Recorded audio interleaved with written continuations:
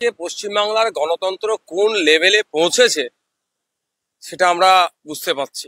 Meeting মিছিল করব, অধিকারকে প্রতিষ্ঠা করার কথা বলবো, গণতন্ত্রকে সুরক্ষিত করার জন্য মিটিং মিছিল করতে গেলেও সেটা পারমিশন নেওয়ার জন্য কোর্টের দ্বারস্থ হতে হচ্ছে। রাজ্য সরকার তার প্রশাসনকে কাজে লাগিয়ে ডিনাই করছে।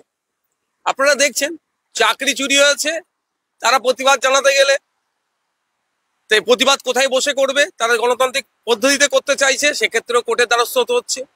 সরকারি কর্মচারীরা ডিএ ঠিকঠাক পাচ্ছে না, তারা প্রতিবাদ জানাতে গেলে সেখানে রাজ্য প্রশাসন তাদেরকে অনুমোদন করছে না, ফলে তাদেরকে কোর্টে ছুটে যেতে হচ্ছে, সেখান থেকে তাদেরকে অনুমোদন নিতে হচ্ছে। এক্ষেত্রেও আমরা আগামী 21শে জানুয়ারি আমাদের পার্টির প্রতিষ্ঠা বার্ষিকী উদযাপন করার জন্য আমরা লালবাজারে জয়েন্ট সিপিকে আমরা লেটার করেছিলাম যে আমরা ভিক্টোরিয়া হাউসের সামনে প্রোগ্রাম করতে চাই। বেশ কয়েকদিন ধরে আমাদেরকে ঘুরিয়েছে, বিভিন্নভাবে ঘুরিয়েছে, আমরা রিমাইন্ডার দিয়েছি, তারপরে ওরা জানাচ্ছে যে ওরা ডিনাই করছে বিভিন্ন কারণ দেখিয়ে। ওরা এক কথায় প্রশাসন, তৃণমূল কংগ্রেস প্রশাসনকে কাজে লাগিয়ে আমাদের প্রোগ্রামকে ভেস্তে দেওয়ার অপচেষ্টা করছে। তবে আমরা আইন বিচার ব্যবস্থার প্রতি ভরসা রাখি।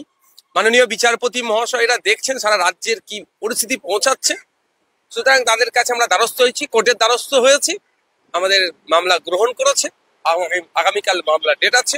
আমরা আশা করছি প্রশাসন আমাদেরকে অনুমোদন না দিলেও কোর্টের অনুমোদন নিয়ে আগামী রবিবার বেলা 11টা থেকে ভিক্টোরিয়া হাউসের সামনে আমরা প্রোগ্রাম করবো। ভিক্টোরিয়া হাউসে যদি আবারও প্রোগ্রাম করতে গিয়ে আগের বছরের মতো দেখুন, প্রশাসন যদি সক্রিয় থাকে কোনো রকম হিংসা হয় না।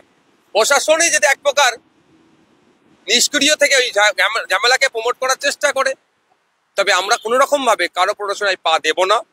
আমাদের কর্মী সমর্থকদের উদ্দেশ্যে বার্তা এটাই, আমরা প্রতিষ্ঠা দিবস উদযাপন করতে এসেছি, কোনো অপশক্তি বা অপচেষ্টা কেউ করলে তাদেরকে আমরা প্রশ্রয় দেব না।